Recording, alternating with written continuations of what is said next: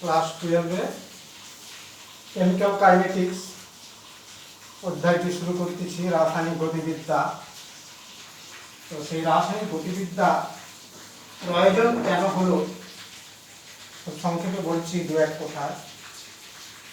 আমরা thermodynamics class 11 পড়েছিলাম। Thermodynamics পড়তে গিয়ে শক্তি বিজ্ঞানে ওই অধ্যায়ে রাসায়নিক বিক্রিয়া বা পরিবর্তনে শক্তি রূপান্তর এবং প্রক্রিয়া বা সিস্টেমের স্বতঃস্ফূর্ততা এই বিষয়গুলি আমরা জানতে পেরেছি। কিন্তু একটা বিক্রিয়া ঘটার সময়কাল অর্থাৎ তার গতিবেগ সম্পর্কে ধারণা পাইনি। এছাড়া বিক্রিয়াটি মেকানিজম ক্রিয়াকৌশল কেমন হবে সে সম্পর্কেও ধারণা ওখান থেকে পাওয়া যায়নি শক্তি বিজ্ঞান থেকে। তো সেই জন্য রাসায়নিক গতিবিদ্যা সৃষ্টি হলো যে একটা রাসায়নিক সিস্টেম কতক্ষণ ধরে চলতে থাকবে, আদবে শেষ হবে কিনা, সিস্টেমটি গতিবেগ কেমন হবে, তার মেকানিজম বা ক্রিয়াকৌশল কেমন হবে এ সম্পর্কে ধারণা করার জন্য এই নতুন অধ্যায়টির সূচনা হলো। এখানে আমরা বিক্রিয়ার হার বা গতিবেগ সম্পর্কেও ধারণা করার প্রয়োজনীয়তা রয়েছে। তো আমরা অলরেডি ক্লাস 11 রাসায়নিক সাম্যাবস্থা পড়তে গিয়ে ভরক্রিয়া সূত্র পড়েছিলাম, সেখানেও বিক্রিয়ার হার বা গতিবেগ সম্পর্কেও ধারণা ছিল। তো আমরা সেটা ছিল শুধু তাত্ত্বিক বিষয়, থিওরিটিক্যাল। কিন্তু এই রাসায়নিক গতিবিজ্ঞানে আমরা কিন্তু এটা প্র্যাকটিক্যাল অর্থাৎ পরীক্ষালব্ধ ফলাফলের ভিত্তিতেই এই অধ্যায়ে রাসায়নিক বিক্রিয়ার গতি পর্যালোচনা করা হবে। কেমন? তাহলে সেই বিক্রিয়ার হার বলতে কি বোঝো না? ধরো একটা বিক্রিয়া ক্যাপিটাল এ বিক্রিয়ক পদার্থ ক্যাপিটাল বি তে পরিণত হলো। এর প্রাথমিক গাঢ়ত্ব A1 ছিল এবং টি সময় পরে গাঢ়ত্বটা হলো A2। তেমনি বি প্রাথমিক গাঢ়ত্ব মনে করো B1, পরে হলো B2 টি সময় পরে। অর্থাৎ এই যে এই পদার্থের গাঢ়ত্বের পরিবর্তন কতটা হলো, অর্থাৎ A2 মাইনাস A1, যেটাকে আমরা ডিফারেন্সিয়েট অফ এ বলতে পারি, অথবা ডেল্টা এ, অর্থাৎ বিক্রিয়কের এই পার্থক্যটা। আমরা জানি সময় যত যাবে বিক্রিয়কের গাঢ়ত্ব তত হ্রাস পাবে, কারণ এই বিক্রিয়ক তো বিক্রিয়া যাতে পরিণত হয়, কাজে খরচ হয়। তাই এক্ষেত্রে এই ডেল্টা এর মানটা ঋণাত্মক হবে। আবার দেখো যত সময় যাবে বি এর পরিমাণ বৃদ্ধি পাবে, কাজে বি এর গাঢ়ত্ব বৃদ্ধি পাবে, কাজে B2 মাইনাস B1 অর্থাৎ বি এর গাঢ়ত্বের পরিবর্তন ডেল্টা বি পজিটিভ হবে। তো এই টাইম ইন্টারভ্যালটা যদি শুরুতে T1 সময়ে শুরু হয়েছিল, তারপরে T2 সময়ে আমরা বিক্রিয়াটা কাউন্ট করেছিলাম, তাহলে সময়ের ব্যবধান যেটা টি সময় বলেছিলাম সেটা T2 মাইনাস T1, এটাকে বলা হয় ডিফারেন্সিয়েট অফ টি, অর্থাৎ সময়ের পার্থক্য। এবার ডেল্টা টি সময়ে এর গাঢ়ত্বের হ্রাস কত হবে না হচ্ছে ডেল্টা টি সময়ে গাঢ়ত্বের হ্রাস হলো এ বিক্রিয়কের গাঢ়ত্ব হ্রাস। তাহলে একক সময়ে গাঢ়ত্বের হ্রাস কত হবে? ডেল্টা এ বাই ডেল্টা টি। আর এই জায়গাটাকে অবশ্যই একটা কথা তোমাদের বলতে ভুলে গেলাম, মোলার ডেনসিটিগুলোকে থার্ড ব্র্যাকেট দিয়ে আমরা প্রকাশ করি, ক্লাস 11 জেনে গেছি। তাহলে এই জায়গায় থার্ড ব্র্যাকেট অফ এ দিয়ে প্রকাশ করছি। কেমন? তাহলে একক সময়ে এইটা, আর হচ্ছে বিক্রিয়কের গাঢ়ত্বের পরিবর্তন কতটা হলো না হ্রাস হলো ডেল্টা এ বাই ডেল্টা টি।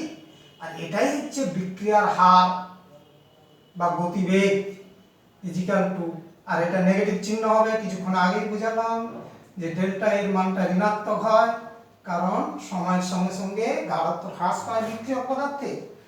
আর ঠিক অনুরূপে আমরা যদি বিক্রিয়াজাত পদার্থ দিয়ে কাউন্ট করি যে ডেল্টা টি সময়ে ডেল্টা বি গাঢ়ত্ব বৃদ্ধি হয় বিক্রিয়াজাতের, তেমনি একক সময়ে বিক্রিয়াজাতের গাঢ়ত্ব বৃদ্ধি কত হবে না delta third bracket of B অর্থাৎ বি এর গাঢ়ত্বের পরিবর্তন বাই সময়ের পরিবর্তন, এটা পজিটিভ হয়।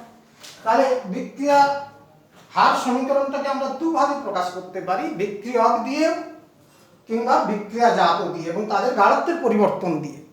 তাহলে আমরা এর সংজ্ঞাটা বলতে পারি প্রতি একক সময়ে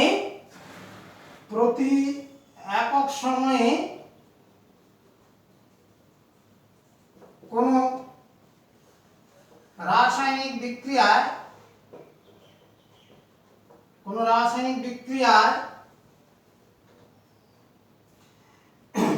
বিক্রিয়াকে গাঢ়ত্বের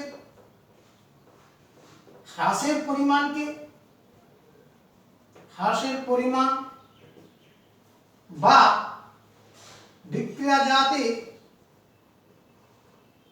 বিক্রিয়াজাত পদার্থের গাঢ়ত্ব বৃদ্ধির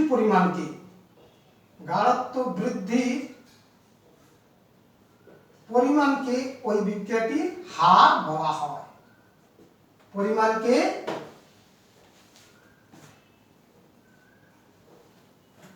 ওই বিক্রিয়ার হার বা গতিবেগ স্মল আর দিয়ে ডেনোটেট করছি, চিহ্নিত করছি, কেমন? তাহলে এই হচ্ছে বিষয়। এবার দেখো, ধরো এর ব্যাখ্যাটা করছি, ধরিলাম এ টু বি বিক্রিয়ায়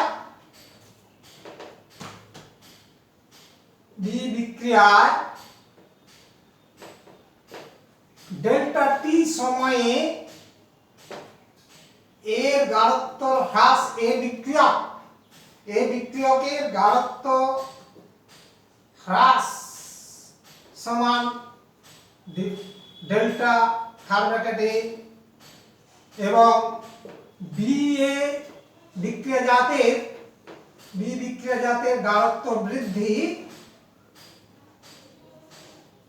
সমান ডেল্টা থার্ড ব্র্যাকেট বি হয়। হ্যাঁ, তাহলে আমরা হয় বলবো না, যেহেতু ধরে নিয়েছি। অতএব বিক্রিয়াটির গতিবেগ অর্থাৎ বিক্রিয়া হার small r is equal to minus delta A by delta t equal to, অথবা এটাকে প্রকাশ করা যেতে পারে ডেল্টা বি বাই ডেল্টা টি।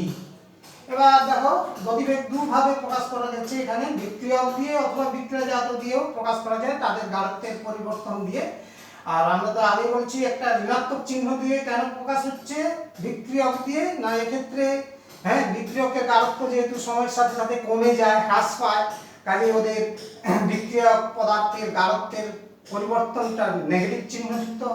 আর বিক্রিয়াজাতের পরিমাণ সময়ের সাথে সাথে বৃদ্ধি পায়, কাজে বিক্রিয়াজাত পদার্থের গাঢ়ত্বের পরিবর্তনটা পজিটিভ চিহ্ন হবে। সেই জন্য গতিবেগটা এক্ষেত্রে ধনাত্মক চিহ্ন দ্বারা প্রকাশ হচ্ছে। আর আমরা এখানে লেখচিত্রেও দেখিয়েছিলাম, মুছে দিলাম যদিও, লেখচিত্রে এই দিক থেকে যদি প্রকাশ করা হয়, ধরো সময় এক্স অক্ষটাকে ভুজটাকে সমান আর কোটি অক্ষটাকে গাঢ়ত্ব দিয়ে প্রকাশ করলে আমরা জানি বিক্রিয়ক সর্বপ্রথম কি অবস্থায় থাকে না সর্বোচ্চ পরিমাণে থাকে। হ্যাঁ, সময় যত যায় তার গাঢ়ত্বের পরিমাণ হ্রাস পায়, কাজে তার লেখচিত্রটা এইভাবে হবে। অর্থাৎ এটা হচ্ছে এ পদার্থের গাঢ়ত্ব সূচক লেখচিত্র। আর বিক্রিয়াজাত যত সময় যায় শুরুতে 0 থাকে, তারপর সময়ের সাথে সাথে বৃদ্ধি পায়, কাজে তার লেখচিত্রটা হবে এইভাবে। বি পদার্থের লেখচিত্রটি এইভাবে দাঁড়াবে। তার মানে বিক্রিয়া হার সূচক যে লেখচিত্র আমরা পেতে পারি, গাঢ়ত্বের সঙ্গে সময় সূচক যে লেখচিত্র এটা। আর এখানে আর ইজ ইকুয়াল টু প্রকাশ হচ্ছে minus differentiate of A by differentiate of t, অথবা r is equal to differentiate of অর্থাৎ ডিফারেন্স বি এর molar density by time difference. এইভাবে যে কোনো একটা সমীকরণ দিয়ে বিক্রিয়ার হার বা গতিকে প্রকাশ করা যায়। এবার বিক্রিয়া হারের উপস্থাপনা, আমরা এই বিক্রিয়া হারকে প্রকাশ করা হয়, রিপ্রেজেন্টেশন কিভাবে করবে সেটা একটু মাথায় রাখবে। বিক্রিয়া হারের রিপ্রেজেন্টেশন তথা উপস্থাপনা করছি। দেখো, এখন যে ক্ষেত্রে মোল সংখ্যা 1 রয়েছে সব ঠিক আছে, অর্থাৎ বিক্রিয়ক আর বিক্রিয়া জাত পদার্থগুলোর মোলের পরিমাণের পরিবর্তন হয়নি, সেক্ষেত্রে কোনো সমস্যা নেই। কিন্তু যদি আমরা মনে করো একটা রাসায়নিক বিক্রিয়া, ধরে নাও একটি সাধারণভাবে রাসায়নিক বিক্রিয়া, small A mole capital A পদার্থ, বি মোল বি পদার্থ বিক্রিয়া করে সি মোল সি পদার্থ, ডি মোল ডি পদার্থ তৈরি হয়। যদি এইরকমই বিক্রিয়াটা ঘটে, তাহলে এক্ষেত্রে কিন্তু মাথায় রাখতে হবে এই small a small d small c small d গুলো কি হচ্ছে না capital A B C D, এই যে পদার্থগুলো বিক্রিয়ক আর বিক্রিয়াজাত পদার্থগুলো সহগ বলে, দ্যাট ইজ স্টয়কিওমেট্রিক কোএফিসিয়েন্ট বলা হয়। তাহলে এখানে capital A capital B capital C capital D পদার্থের সহগ, দ্যাট ইজ এটাকে বলা হয় স্টয়কিওমেট্রিক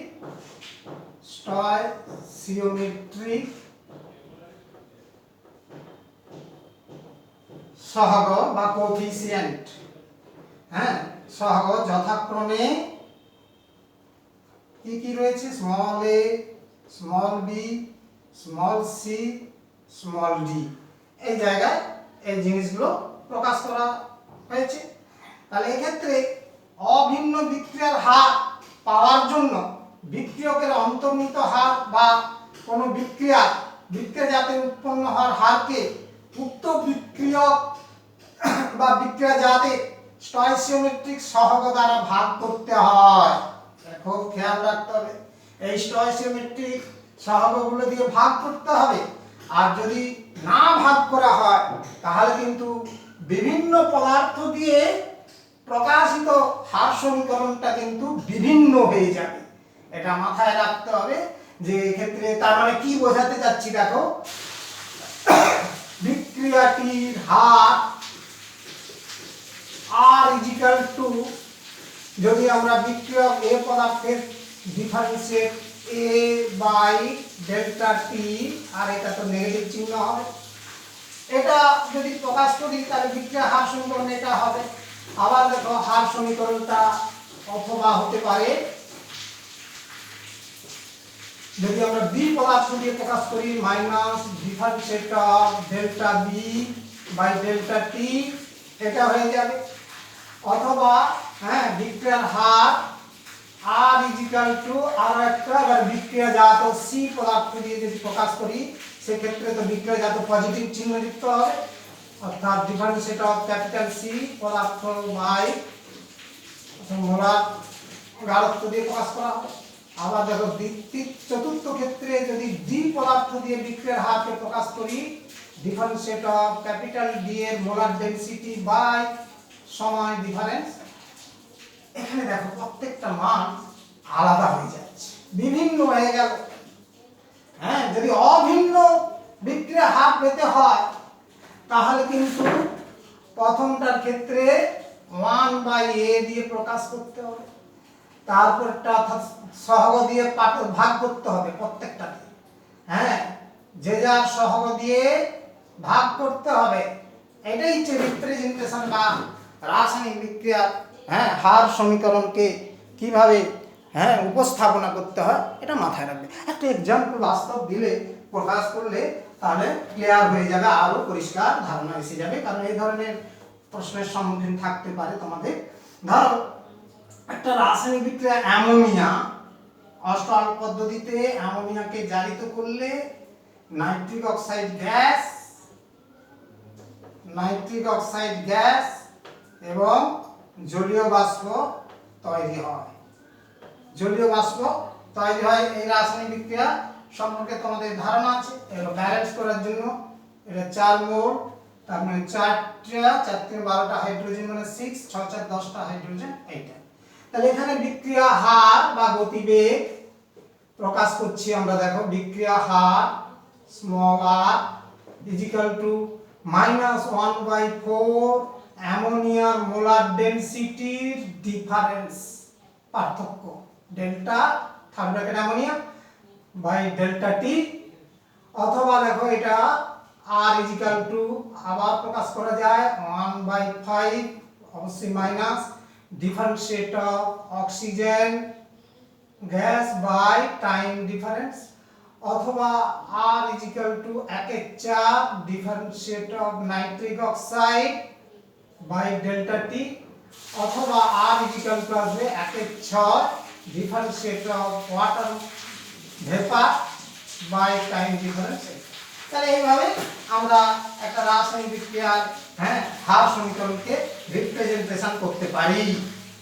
বিক্রিয়া হারের একক, আমরা বিক্রিয়া হারের একক প্রকাশ করতে গিয়ে একটা জিনিস পরিষ্কার দেখছো, উপরে কি রাশিটা রয়েছে প্রত্যেকটা ক্ষেত্রে মোলার ডেনসিটি মানে গাঢ়ত্ব একক রয়েছে, আর হর অংশে কি রয়েছে সময়। কাজেই বিক্রিয়া হারের একক আসবে গাঢ়ত্বের একক বাই সময়ের একক, এই রেশিওটা আসবে। দেখো আমি কি বলছি, যেখানে বিক্রিয়া হারের বা গতিবেগের একক এই বিষয়টা আমরা রিপ্রেজেন্ট করছি। লক্ষ্য করো যে বিক্রিয়া হারের ইউনিট কি হচ্ছে না, বিক্রিয়া হারের একক ইজিক্যাল টু বিক্রিয়ক বা বিক্রিয়াজাত পদার্থের গাঢ়ত্বের একক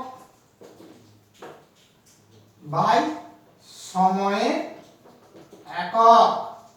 এবার দুভাবে আমরা এটাকে এখানেও রিপ্রেজেন্ট করছি। কিভাবে না, যখন মোলার ডেনসিটি এই গাঢ়ত্ব এককটা সক্রিয় ভরও বলতে পারি আমরা, এটা যদি মোল পার লিটার অর্থাৎ গাঢ়ত্বের দ্রবণের গাঢ়ত্বের একক মোল পার লিটার এবং সময়কে সেকেন্ড, এটা শুধু এস দিয়ে লিখি আমরা অথবা সেকেন্ড দিয়ে প্রকাশ করলে বিক্রিয়া হারের একক কি দাঁড়াবে না, উপরে থাকছে মোল পার লিটার আর নিচে থাকছে second, that is per second. এটা আরেকটা জিনিস মাথায় রাখতে হবে, গ্যাসীয় সিস্টেমে তার মানে গ্যাসীয় বিক্রিয়া সিস্টেমে তখন আমরা এই গাঢ়ত্ব এককটাকে অ্যাটমসফিয়ার অর্থাৎ বায়ু চাপের দিয়ে প্রকাশ করতে পারি, চাপ একক দিয়ে প্রকাশ করতে পারি। কারণ গ্যাসের ক্ষেত্রে অংশ চাপ আংশিক চাপ মোলার গাঢ়ত্বের সমানুপাতিক। মোলার গাঢ়ত্বের সমানুপাতিক, এটা 11 এ তোমরা সক্রিয় ভর পাঠটা পড়তে গিয়ে জেনেছো, গাঢ়ত্বের সমানুপাতিক। তার মানে এক্ষেত্রে চাপের একক দিয়ে আমার গাঢ়ত্বকে প্রকাশ করা যেতে পারে। এক্ষেত্রে গাঢ়ত্বকে চাপ দিয়ে প্রকাশ করা হয়, এটা মাথায় রাখতে হবে। যেমন তাহলে যদি গাঢ়ত্বের একক গাঢ়ত্বের তথা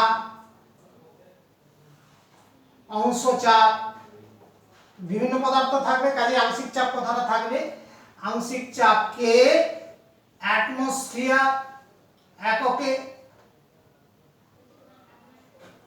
ও সময়কে সেকেন্ড এককে প্রকাশ করা হয় তবে বিক্রিয়া হারের একক কি হবে না, বিক্রিয়ার হারের একক হবে, লবে থাকবে অ্যাটমসফিয়ার আর নিচে থাকছে সেকেন্ড পার সেকেন্ড। তাহলে এই হলো বিক্রিয়া হারের একক সম্পর্কীয় আলোচনা, আমরা দুটো পয়েন্টে আলোচনা করলাম। নেক্সট আইটেম আসছি রাসায়নিক বিক্রিয়া বিভিন্ন নির্ভরকারী বিষয়সমূহ, যেমন কোন কোন বিষয়ের উপর এগুলো নির্ভর করে। যে একটা রাসায়নিক বিক্রিয়া কতগুলো শর্তের উপর নির্ভর করে, সেই শর্তগুলো বা বিষয়গুলো ম্যাটারগুলো কি কি, তার মানে আমরা বিক্রিয়া হার নিয়ন্ত্রণকারী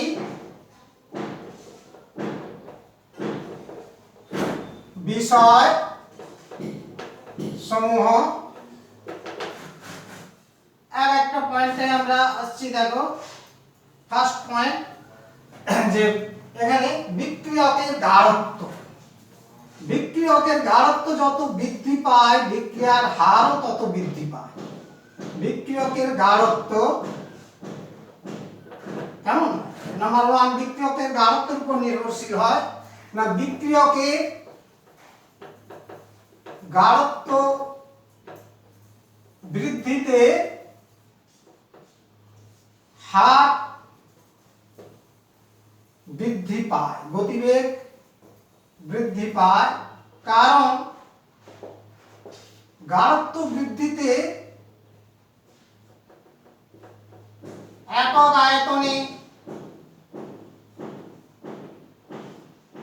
আয়তনে বিক্রিয়ক কণার সংখ্যা, বিক্রিয়কের অণুর সংখ্যা বৃদ্ধি পায়, অণুর সংখ্যা বা আয়ন সংখ্যা বৃদ্ধি হয়। কেমন, তার মানে কার্যকরী সংঘর্ষ সংখ্যা বৃদ্ধি পাবে। এর ফলে কার্যকরী সংঘর্ষ কলিশন নাম্বার, কার্যকরী সংঘর্ষ সংখ্যা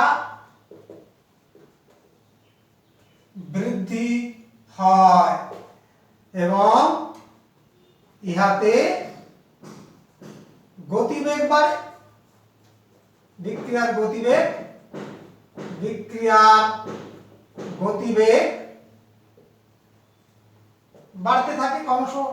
যত বাড়াবে গাঢ়ত্ব তত হচ্ছে বিক্রিয়ার হার বৃদ্ধি পেতে পারে। কিছু কিছু ক্ষেত্রে অবশ্যই সামান্য কিছু বিক্রিয়া আছে গাঢ়ত্বের পরিবর্তনে বিক্রিয়া হারের তেমন উল্লেখযোগ্য পরিবর্তন ঘটে না, সেটা খুবই লিমিটেড পোরশন। তবে বেশিরভাগ ক্ষেত্রে এটাই ঘটবে যে গাঢ়ত্ব বৃদ্ধিতে বিক্রিয়ার হার বৃদ্ধি পায়। এটা খেয়াল রাখার চেষ্টা করতে হবে। নাম্বার 2, বিক্রিয়া সিস্টেমের উষ্ণতা। সেকেন্ড বিষয়, দ্বিতীয় বিষয় বিক্রিয়া সিস্টেমটির উষ্ণতা। না, উষ্ণতা বৃদ্ধিতে বিক্রিয়ার হার বাড়তে থাকে। উষ্ণতা বৃদ্ধিতে রাসায়নিক বিক্রিয়া হার বা বেগ বৃদ্ধি পায়, কারণ রাসায়নিক বিক্রিয়ায় বিক্রিয়কগুলোকে একটা সক্রিয়করণ শক্তি বা বিক্রিয়া করার যোগ্যতার অধিকারী হতে হয়। তা এখানে যাকে বলা হচ্ছে এই উষ্ণতা বৃদ্ধি হলে কারণ উষ্ণতা বৃদ্ধিতে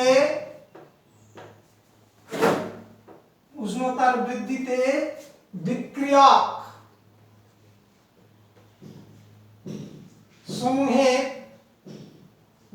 সমূহ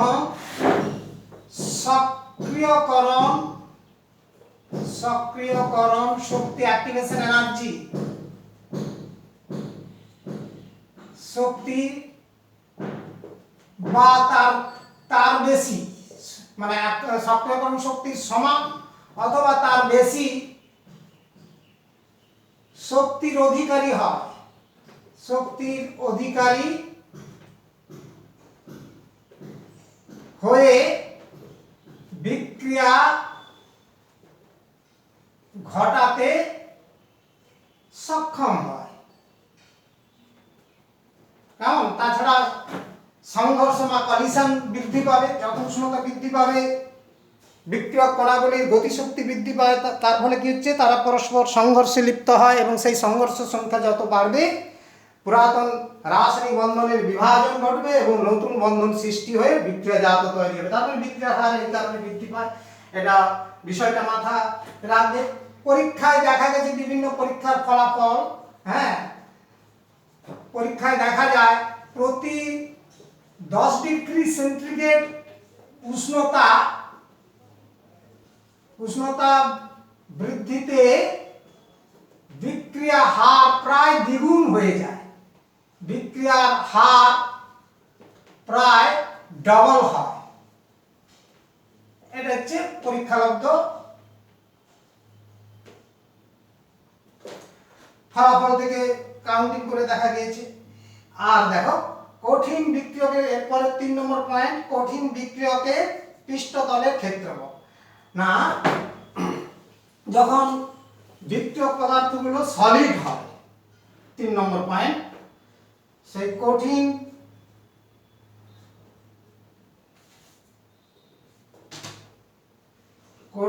বিক্রিয়ক পদার্থ সমূহের পৃষ্ঠতলের ক্ষেত্রফল, তার উপর নির্ভর করে। এটা নাম্বার 3 নম্বর পয়েন্ট, হ্যাঁ, যে বিক্রিয়কের পৃষ্ঠতলের ক্ষেত্রফল যদি বাড়ে তাহলে অধিক সংখ্যক বিক্রিয়ক অণু পরস্পরের সংস্পর্শে আসতে পারে। অর্থাৎ বিক্রিয়কের ক্ষেত্রফল যত বাড়বে, বুঝিয়ে দিচ্ছি, বিক্রিয়কের ক্ষেত্রফল যত বাড়ে তত বেশি সংখ্যক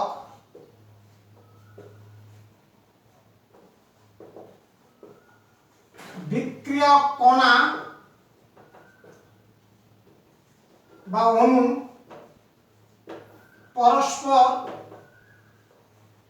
পরস্পরের সংস্পর্শে আসতে পারে,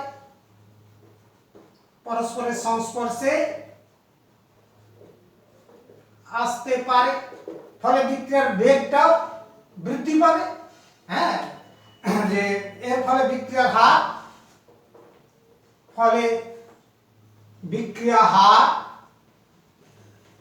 হারও বৃদ্ধি পায়। হ্যাঁ, ফলে বিক্রিয়া হার বৃদ্ধি হয়ে থাকে। আমরা বাস্তব ক্ষেত্রে জানি কঠিন বিক্রিয়ককে সূক্ষ্ম কণায় ভেঙে ফেললে, বিচ্ছিন্ন করলে ওর পৃষ্ঠতলের ক্ষেত্রফল অনেক অনেক বেশি বেড়ে যায়। ফলে হ্যাঁ, বিক্রিয়ার হার বৃদ্ধি পেয়ে থাকে। তাহলে দেখো, কঠিন বিক্রিয়ককে যখনই কোনো কঠিন বিক্রিয়ককে চূর্ণ করে সূক্ষ্ম মূলায় পরিণত করা হয় তখন ওই বিক্রিয়কে তথা উহার ক্ষেত্রফল বাড়ে। কার? পৃষ্ঠতলের ক্ষেত্রফল অনেক বেশি বেড়ে যায়। সামগ্রিক পৃষ্ঠতলের ক্ষেত্রফল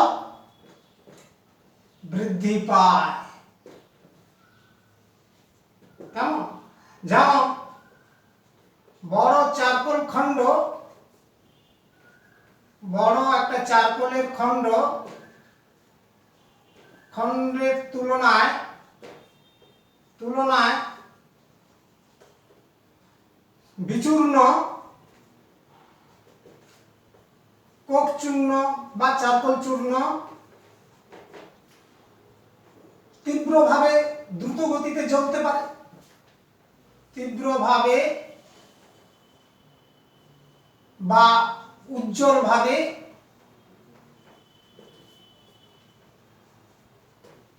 দহন হতে থাকে, মানে জ্বলতে থাকে। কেমন? অর্থাৎ এটা আমরা বাস্তব ক্ষেত্রে দেখেছি যে চূর্ণ কোক চূর্ণে আগুন দাও আর বড় চারকোল খণ্ডে আগুন লাগাও, দুটোর মধ্যে আগুনের শিখা অনেক বেশি দেখা যায় চূর্ণ কোক চূর্ণের মধ্যে, কারণ কোক চূর্ণের টুকরো টুকরোগুলোর মধ্যে সব পৃষ্ঠতলগুলোকে যোগ করলে অনেক বেশি সক্রিয় পৃষ্ঠতলের ক্ষেত্রফল অনেক বেশি বেড়ে যায়। সেই জন্য এক্ষেত্রে হচ্ছে আমার রাসায়নিক বিক্রিয়ার গতিবেগটা বেশি হয়। অর্থাৎ কোক চূর্ণের ক্ষেত্রে রাসায়নিক বিক্রিয়ার হার বেশি বড় চারকোল খণ্ডের তুলনায়। এটা একটু মাথায় রাখতে হবে। নেক্সট জিনিসটা দেখো, অনুঘটকের উপর 4 নম্বর পয়েন্টে আমরা আনছি অনুঘটক এই বিষয়ের উপস্থিতি তথা অনুঘটকের উপস্থিতি বা অনুপস্থিতি থাকলে কি হয় না। অনুঘটকের উপস্থিতিতে অধিকাংশ ক্ষেত্রে দেখা যায় যে রাসায়নিক বিক্রিয়ার গতিবেগ বেড়ে যায়। কেমন? অনুঘটক রাসায়নিক বিক্রিয়ায় কেন গতিবেগ বাড়ে না, এখানে বাস্তবে রাসায়নিক বিক্রিয়া ঘটাবার জন্য একটা ন্যূনতম শক্তির প্রয়োজন হয়, যেটাকে বলা হয় সক্রিয়করণ শক্তি। সেইটা হচ্ছে একটা বাধা শক্তি রাসায়নিক বিক্রিয়ার ক্ষেত্রে। সেই বাধা শক্তিকে অতিক্রম করার জন্য আমরা অনেক সময় অনুঘটক ব্যবহার করি, কারণ ওই বাধা শক্তির মানটা কমে যায়, অর্থাৎ সক্রিয়করণ শক্তির মানটা কমে যায়, তাই রাসায়নিক বিক্রিয়ার গতিবেগ বাড়ে। তাহলে দেখো, অনুঘটকের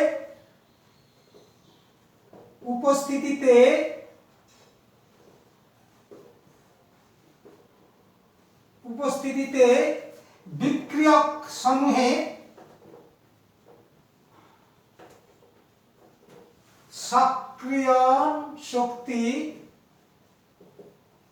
সক্রিয়করণ শক্তি মান, তারপরে বাধা শক্তির মান, এটা বাধা শক্তিও বলতে গেলে রাসায়নিক বিক্রিয়ার বাধা শক্তি কমে যায়, ফলে বিক্রিয়ার গতিবেগ বা হার বৃদ্ধি হয়।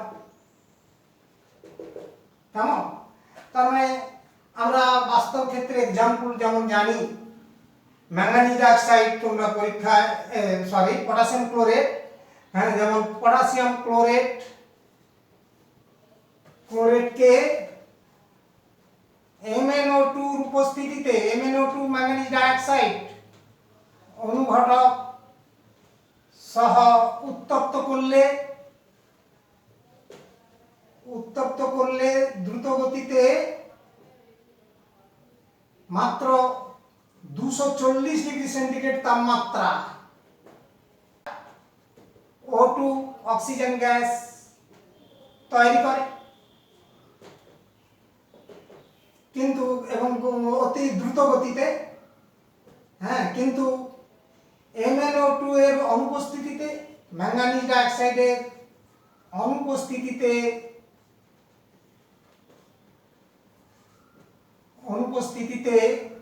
ওই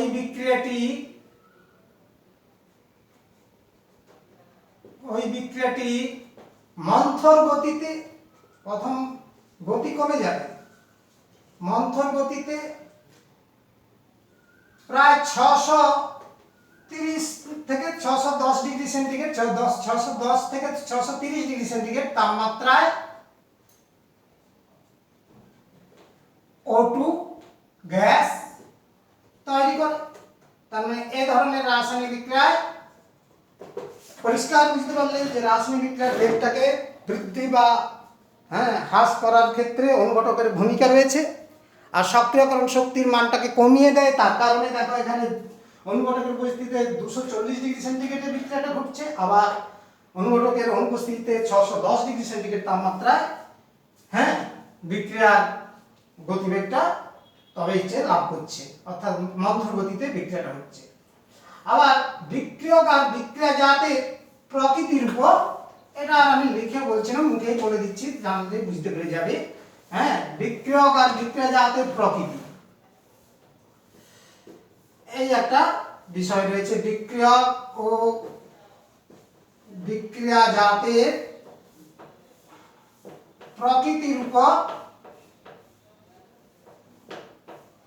নির্ভর করে, অর্থাৎ বিভিন্ন বিক্রিয়ক আর বিক্রিয়াজাত পদার্থের ক্ষেত্রে বিক্রিয়ার গতিবেগটা বিভিন্ন হয়ে থাকে। তার কারণ অনেক সময় বিক্রিয়ক বর্ণনাগুলোর মধ্যে এক বন্ধন থাকে, দ্বিবন্ধন থাকে, ত্রিবন্ধন থাকে। ঠিক অনুরূপভাবে বিক্রিয়াজাত পদার্থের মধ্যেও এক বন্ধন পরস্পর থাকে পরমাণুগুলোর মধ্যে, দ্বিবন্ধন থাকে, ত্রিবন্ধন থাকে। আর জানো তো তোমরা, যত বন্ধন বাড়ে, বন্ধনের সংখ্যা বাড়ে, বহু বন্ধনের ক্ষেত্রে বন্ধন শক্তির মান বৃদ্ধি পায়, তার মানে বন্ধন বিভাজন শক্তির মান বৃদ্ধি পায়। তো সেক্ষেত্রে বিক্রিয়ার গতিবেগটাও বিভিন্ন হবে। এটা একটা বিশেষ বিষয় রয়েছে। আবার একই একটা পরমাণুর মধ্যে এক বন্ধন রয়েছে, যেমন ক্লোরিন ক্লোরিন এক বন্ধন রয়েছে, তেমনি দেখো হাইড্রোজেন ক্লোরিনের মধ্যেও এক বন্ধন রয়েছে। এই দুটো বন্ধনের মধ্যে এর বন্ধন শক্তি কম, এর বন্ধন শক্তিটা বেশি।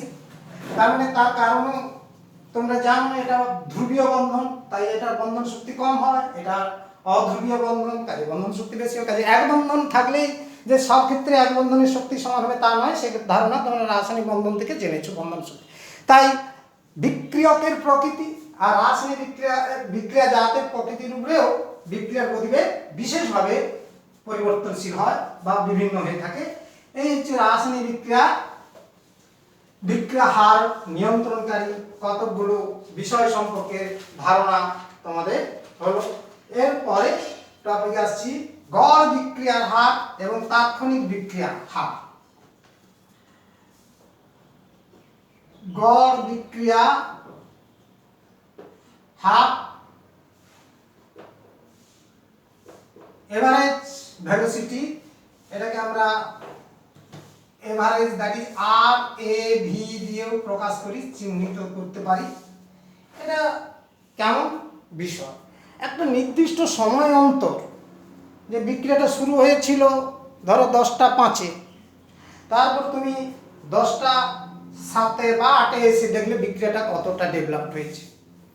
অর্থাৎ বিক্রিয়া যখন 10টা 5-এ শুরু হয়েছিল তখন বিক্রিয়কের গাঢ়ত্ব দেখলে, আবার 10টা 8 যখন হলো তখন বিক্রিয়কের গাঢ়ত্ব দেখলে। তাদের মধ্যে পার্থক্য করে যে ডিফারেন্স করলে বিক্রিয়কের গাঢ়ত্বের পরিবর্তন এটা নেগেটিভ মান হবে, ডিভাইড বাই টাইম ইন্টারভ্যালটা বের করলে, অর্থাৎ 10টা 8 থেকে 10টা 5কে বিয়োগ করলে দ্যাট ইজ সেটা ডেল্টা টি। অর্থাৎ এই যে একটা সময় ইন্টারভ্যালের যে হার, এটাই হচ্ছে গড় বিক্রিয়ার হার। ঠিক একইভাবে বিক্রিয়াজাত দিয়েও ওটাকে প্রকাশ করা যেতে পারে। তার মানে একটা নির্দিষ্ট সময়ে কোনো রাসায়নিক বিক্রিয়ার হার নির্ণয় হলে সেই বিক্রিয়ার হারটাকেই বলা হয় গড় বিক্রিয়ার হার। কেমন? তাহলে গড় রাসায়নিক বিক্রিয়ার হার আমরা যে জিনিসটা বুঝতে পারলাম যে কোনো রাসায়নিক বিক্রিয়ার নির্দিষ্ট সময়ের ব্যবধানে যে আমি দেখো বলছি কোনো রাসায়নিক বিক্রিয়া কোনো একটি মুহূর্তে বলবো না, কোনো একটি নির্দিষ্ট সময়ের ব্যবধানে বিক্রিয়কে লিখেই দেখাচ্ছি, কোনো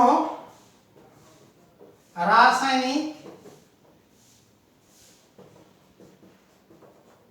বিক্রিয়ায় একটি নির্দিষ্ট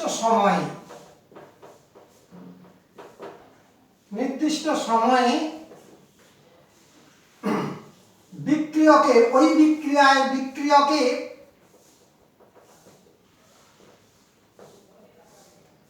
গাঢ়ত্ব হ্রাসের হার বা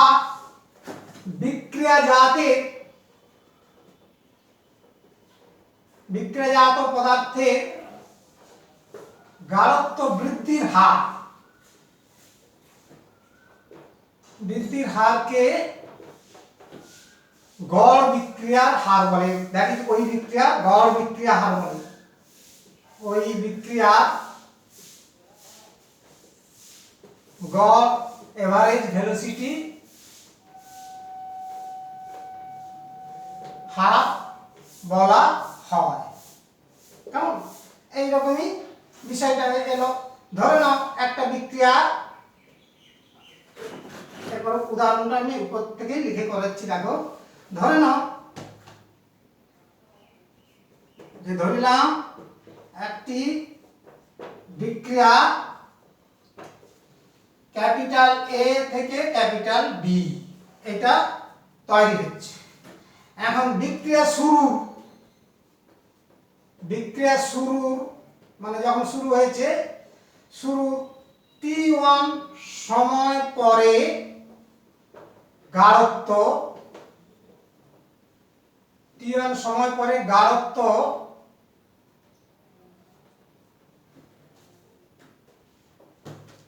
থার্ড ব্র্যাকেট অফ এ দিয়ে প্রকাশ করছি মোলার গাঢ়ত্ব 1 a1, তেমনি বি এর গাঢ়ত্ব ছিল, হ্যাঁ বি এর মোলারিটি থার্ড ব্র্যাকেট b1। আবার বিক্রিয়া শুরু t2 সময় পরে ওই গাঢ়ত্বটা হলো a2 আর এটা হলো b2। কেমন? তাহলে অতএব টাইম ডেল্টা টি ডিফারেন্স সময়ের পরিবর্তন বা প্রয়োজনীয় সময়টা কত হলো t2 t1, এবং ডেল্টা এ অর্থাৎ বিক্রিয়কের গাঢ়ত্বের পরিবর্তন হলো final molar density of A minus initial molar density of A, অর্থাৎ চূড়ান্ত গাঢ়ত্ব থেকে এটা ও, এবং যাকে বলে তোমার বি এর মোলার ডেনসিটি কত পার্থক্যটা আসবে delta B is equal to third bracket of b1 minus b2 minus b1। তাহলে এই হলো, তাহলে অতএব গড় বিক্রিয়ার হার, এভারেজ বিক্রিয়া হার আর ইজ ইকুয়াল টু আমরা লিখতে পারি r A v, average velocity is equal to কি হবে না মাইনাস ডিফারেন্সিয়েট অফ এ এর গাঢ়ত্ব বাই টাইম ডিফারেন্স, অথবা differentiate of B by time difference এটা। তাহলে এই ধরনের, এখন এটাকে গড় বলছি কেন না, অনেকগুলো ওই সময়ের ব্যবধানে অনেকগুলো ক্ষুদ্র সময় রয়েছে, প্রতিটা ক্ষুদ্র সময়ের প্রতিটা ক্ষুদ্র মুহূর্তে কিন্তু গতিবেগগুলো হ্যাঁ একই থাকে না, ভিন্ন ভিন্ন গতিবেগ থাকে। সেই গতিবেগগুলো সমষ্টি কিন্তু গড় হিসাবে এখানে কাউন্ট করা হচ্ছে। তাই এটা বাস্তবে হ্যাঁ একটা রাসায়নিক বিক্রিয়ার হারকে প্রকাশ করার ক্ষেত্রে এটা কিন্তু অ্যাকুরেট মান নয়, অ্যাকুরেট না বলে এটা কিন্তু এই জন্য এভারেজ কথাটা বাস্তবে আমরা প্রকাশ করছি। কিন্তু সঠিক বা একটা বাস্তব যে বিক্রিয়ার হারটা যদি প্রকাশ করতেই হয়, তাহলে কিন্তু সেক্ষেত্রে আমরা ওই ক্ষণিকের বিক্রিয়ার হার প্রকাশ করতে পারি। অবশ্যই এই গড় বিক্রিয়া হারকে আমরা যদি একটা গ্রাফিক্যাল রিপ্রেজেন্টেশনটা দেখানো হলেই ভালো হয়, সেটাও আমরা দেখিয়ে দিচ্ছি। দেখো যে এখানে গড় রাসায়নিক বিক্রিয়ার হার যদি আমরা বের করতে চাই, তাহলে একটা গ্রাফ আঁকছি। এটা টাইম সময়, ভুজটাকে সময় অক্ষ ধরা হলো, আর এটা গাঢ়ত্ব, কোটিটাকে গাঢ়ত্ব অ্যাক্সিস ধরে আমরা একটা লেখচিত্র অঙ্কন করছি। দেখো বিক্রিয়কের পরিমাণ হ্যাঁ সময়ের সঙ্গে সঙ্গে কেমন হয় না, তোমরা তো জানো বিক্রিয়কের গাঢ়ত্ব বিক্রিয়া জাতের গাঢ়ত্ব ক্রমশ বৃদ্ধি পায় আর বিক্রিয়কের গাঢ়ত্ব ক্রমশ হ্রাস পায়। এইভাবে দুটো লেখ দিয়ে আমরা প্রকাশ করছি। মোটা লেখা হয়ে গেল।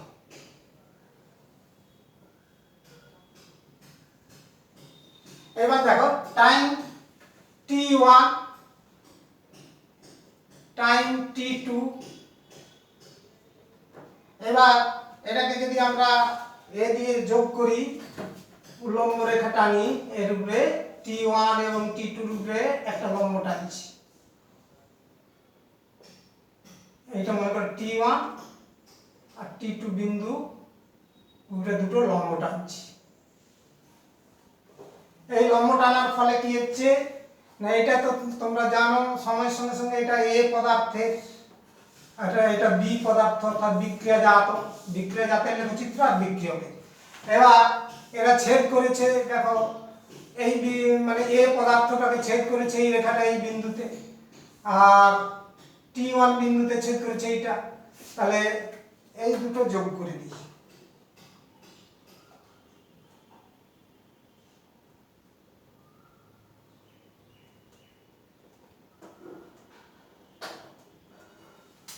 দুটোই করছি।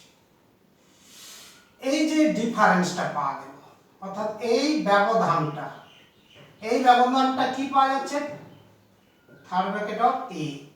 কারণ আমার এ পদার্থ অর্থাৎ এ পদার্থের T1 টাইমে গাঢ়ত্ব কত ছিল, T1 সময়ে আমরা গাঢ়ত্ব ধরেছিলাম থার্ড ব্র্যাকেট A1, আর T2 সময়ে ওর গাঢ়ত্ব কত হচ্ছে থার্ড ব্র্যাকেট অফ A2। তাহলে এইটা দুটো বিয়োগফল কত হবে, ডেল্টা এ। কেমন, তাহলে এখানে গতিবেগটা কি হচ্ছে minus delta A by delta t. কেমন, সরি ডেল্টা টি, হ্যাঁ। তাহলে এই গ্রাফিক্যালটা এই দিক থেকে আমরা গাঢ়ত্বের পরিমাণটা পেলাম, গাঢ়ত্ব বলছি বিক্রিয়া হারের সমীকরণটা। ঠিক বিক্রিয়াজাতের ক্ষেত্রে লক্ষ্য করো, বিক্রিয়াজাতের যে সমীকরণ এইখানে T2 টাইমে দ্যাট ইজ B2, এটা B2 ক্যাপিটাল B2, আর T1 এখানে ক্যাপিটাল B1। তার মানে এইটা যোগ করো, এইটা যোগ করো, যোগ করলে এই যে লেন্থটা পাওয়া যাচ্ছে এটা কি প্রকাশ করছে না ডিফারেন্সিয়েট অফ বি, অর্থাৎ এক্ষেত্রে বিক্রিয়ার হারটা লেখচিত্রের সাহায্যে আমরা পেতে পারি এরকমই কাউন্ট করে, অর্থাৎ ঘর গণে ছক কাগজের ঘরগুলো কোণে, হ্যাঁ, এই মানগুলো আমরা গণনা করে নিতে পারি। তাহলে এইভাবে লেখচিত্রের সাহায্যেও আমরা গড় বিক্রিয়া হারকে প্রকাশ করতে পারি এবং সেখান থেকে ওই মান নির্ণয় করতে পারি। এরপর তাৎক্ষণিক বিক্রিয়া হার, তাৎক্ষণিক বিক্রিয়া হার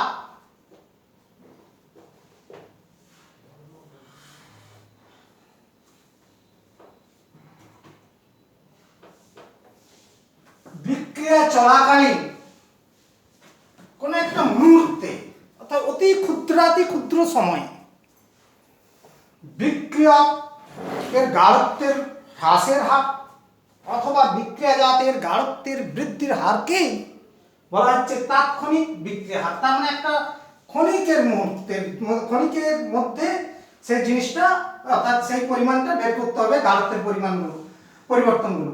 তাহলে দেখো কোনো রাসায়নিক বিক্রিয়া চলাকালীন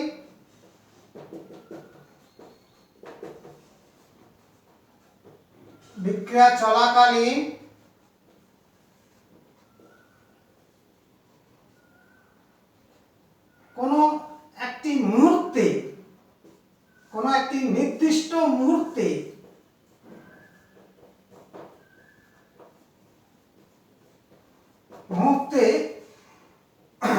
বিক্রিয়কে ওই বিক্রিয়কের গাঢ়ত্বের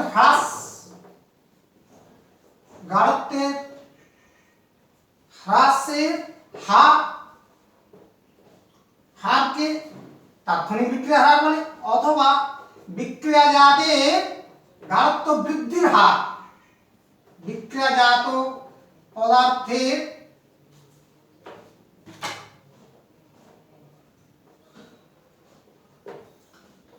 গাঢ়ত্ব বৃদ্ধির হারকে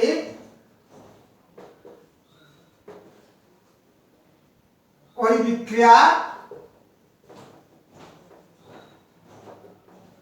তাৎক্ষণিক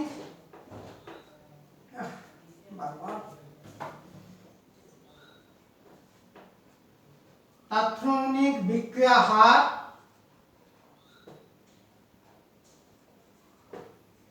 বলা হয়। তার মানে এখানে সময়টা ক্ষুদ্রাতি ক্ষুদ্র, প্রায় জিরোর কাছাকাছি সময়, অতি একটা লিমিটেড টাইম, সেই টাইমের মধ্যে বিক্রিয়ার হারটা এখানে নির্ণীত হচ্ছে। বিক্রিয়কের গাঢ়ত্বের হ্রাসটা আর সময়টা দিয়ে ভাগ করলে যেটা পাওয়া যায় সেটা হচ্ছে এখানে এই বিষয়টা পাওয়া যায়। আর যাকে বলে হচ্ছে সেই কারণে এটা অনেক বেশি নিখুঁত গতিবেগ, অর্থাৎ এটাই হচ্ছে বাস্তব বিক্রিয়ার হার প্রকাশক বিষয়। অর্থাৎ তাৎক্ষণিক বিক্রিয়ার হারটাই কিন্তু বাস্তবে আমরা কোথায় কোথায় যেটা বলি বিক্রিয়া হার, বিক্রিয়ার বেগ, এটাই হচ্ছে নির্ণীত সঠিক মান হবে। এটার অনেক বেশি নির্ভুল গতিবেগ, যেটা গড় বিক্রিয়ার হারটা কিন্তু নির্ভুল ছিল না, অনেক ত্রুটিপূর্ণ ক্ষেত্র হিসাবে ওটাকে ধরা হয়। ধরে নাও একটা রাসায়নিক বিক্রিয়ার ক্ষেত্রে এটাকে কিভাবে নির্ণয় করে দেখাচ্ছি দেখো। ধরে নাও একটি বিক্রিয়া, রাসায়নিক বিক্রিয়া এ থেকে বি পরিবর্তন হয়েছে বিতে। কেমন? এখানে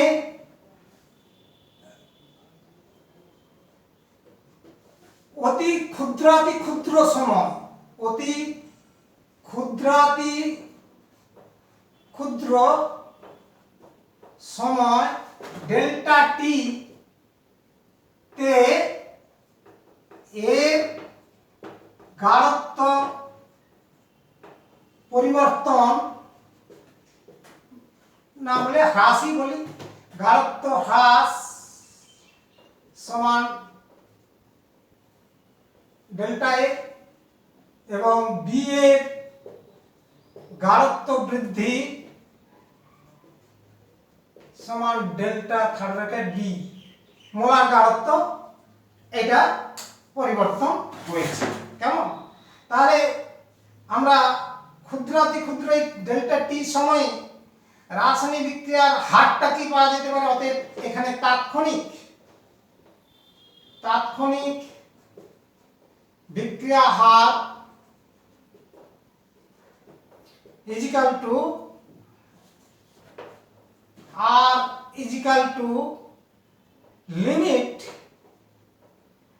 হচ্ছে delta t tends to zero, কারণ অতি ক্ষুদ্রাতি ক্ষুদ্র সময় মানে ডেল্টা টিটা শূন্যের কাছাকাছি, limiting value of minus delta A by delta t. লেখাটা থার্ড ব্র্যাকেট আসবে, মাইনাস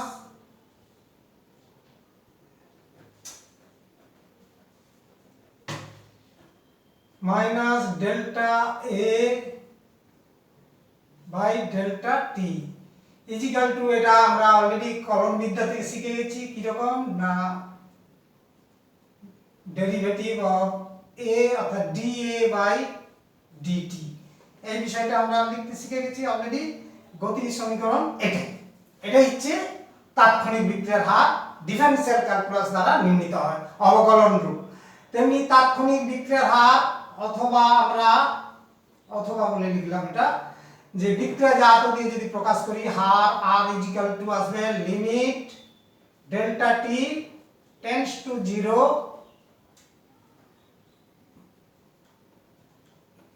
বি এর পার্থক্য বাই বি এর মোলার ডেনসিটির পার্থক্য বাই টাইম পার্থক্য equal to differentiate of B এর molar density by time difference অর্থাৎ ডেরিভেটিভ টাইম।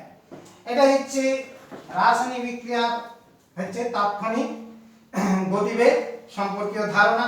তাহলে দেখো আমরা এই বিষয় হিসাবে এটা একটা ধরে নিতে পারি। এটাকে আমরা লেখচিত্রের সাহায্যে রিপ্রেজেন্টেশন করছি বা প্রকাশ করছি। দেখো কিরকম, আমি দুটো জিনিস তোমাদের দেখাচ্ছি এখানে লেখচিত্র এঁকেই। এখানে দেখো কি জিনিসটা ঘটছে না, লেখচিত্রের রূপটা এইরকমই দাঁড়াচ্ছে, যেটা অবশ্যই বোর্ডে এঁকে দেখায়। যে এখানে যে জিনিসটা হচ্ছে যে এই বিন্দুতে, অর্থাৎ এখানে আমি বোর্ডেই ছবিটা এঁকে দেখাই তাহলে পরিষ্কার হয়ে যাবে।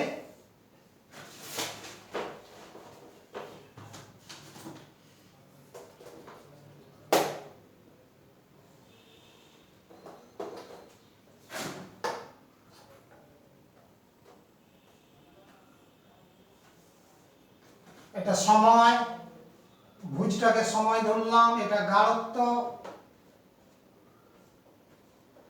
অবশ্যই আমরা এখানে শুধু বিক্রিয়ক যদি দিয়ে প্রকাশ করি, বিক্রিয়কের সমীকরণটা তাহলে সমীকরণ বলছি লেখচিত্রটা আসবে এইরূপ, লেখচিত্রটা আসবে। এবার একটা যে কোনো বিন্দু যে ক্ষুদ্রাতি ক্ষুদ্র সময় মনে করো টি সময়টা এইখানে কাউন্ট করেছি, তাহলে এই বিন্দু থেকে একটা লম্ব টানি যেটা ওই লেখচিত্রটাকে যে বিন্দুতে ছেদ করবে সেই বিন্দুতে আমরা আসছি। এবার এই বিন্দুতে এটা মনে করো পি বিন্দু, এই পি বিন্দুতে একটা স্পর্শক টানি, পি বিন্দুতে একটা স্পর্শক টানছি। এই স্পর্শকটা টানার পর ওইটাকে লক্ষ্য করে একটা সমকোণী ত্রিভুজ আঁকছি।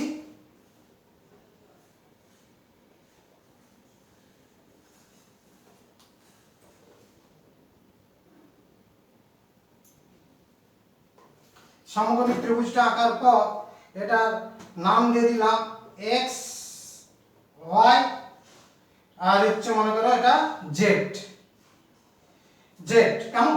তাহলে এখানে এটা হচ্ছে বিক্রিয়ক পদার্থের লেখচিত্র, ক্যাপিটাল এ, কোনটা না এই যে এই কার্ভটা, বক্ররেখাটা, আর এটা তো দিলাম বাসকে। তাহলে দেখো এখানে টি সময়ে তাৎক্ষণিক বিক্রিয়ার হার কত হবে না, টি ক্ষুদ্রাতি ক্ষুদ্র সময়ে তাৎক্ষণিক বিক্রিয়া হার কোনটা হবে না, তাৎক্ষণিক বিক্রিয়া হার হবে এই এক্স আর জেড স্পর্শকের নতি, এটা হবে that is differentiate of A by differentiate of t, এটা নেগেটিভ চিহ্ন, is equal to X Z স্পর্শকের নতি মাত্রা গ্রেডিয়েন্ট, নতি, দ্যাট ইজ নতি মানে তোমরা তো জানো ট্যানজেন্ট মান, তার মানে লম্ব বাই ভূমি, অর্থাৎ এক্স ওয়াই এই লেন্থটা বাই ওয়াই জেড এই লেন্থ, যেটা আমরা লেখচিত্রে কাউন্ট করে এই দৈর্ঘ্যগুলো গণনা করতে পারবো। তাহলে এখান থেকে আমরা তাৎক্ষণিক বিক্রিয়া হার লেখচিত্রের সাহায্যে আমরা বের করে নিতে পারি। আবার দেখো আমরা এটা বের করলাম বিক্রিয়ক দিয়ে, এবার যদি বিক্রিয়াজাত দিয়ে বের করি সেক্ষেত্রে কেমন লেখচিত্রটা হয় লক্ষ্য করো।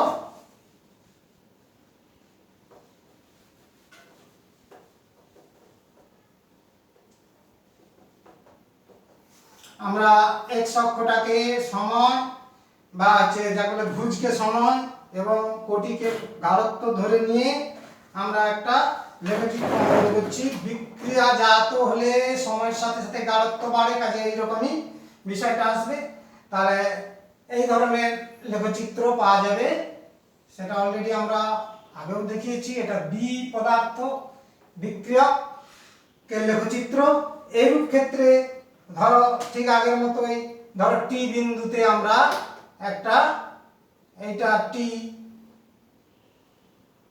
এই টি সময়ে টি বিন্দু থেকে ওখান থেকে একটা লম্ব টানলাম, লম্বটা বেঁকে গেল। ধরো এইটা টি টাইম, এই টি টাইমে একটা লম্ব টানছি, আনুমানিক একটা লম্ব টেনে নিলাম। লম্বটা আমার কোথায় ছেদ করলো না এখানে মনে করো পি বিন্দুতে ছেদ করলো। এই পি বিন্দুতে একটা স্পর্শক টানবো, অর্থাৎ ওই বক্ররেখা স্পর্শক একটা টানা হলো। এবার এই স্পর্শকটা টানার পর এটার সঙ্গে একটা সমকোণী ত্রিভুজ আঁকার চেষ্টা করি।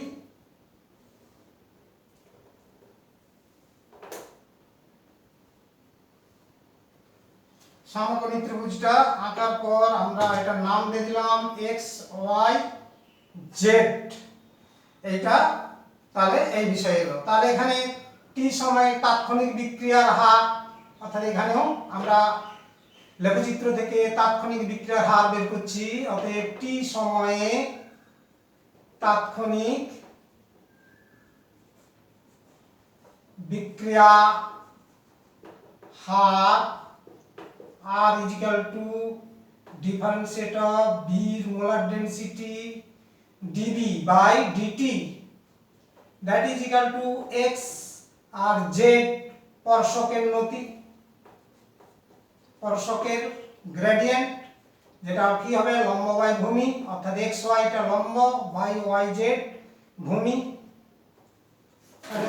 এইভাবে আমরা তাৎক্ষণিক বিক্রিয়ার হার ও লেখচিত্রের মান থেকে আমরা ক্যালকুলেট করতে পারি। কেমন, ঠিক আছে?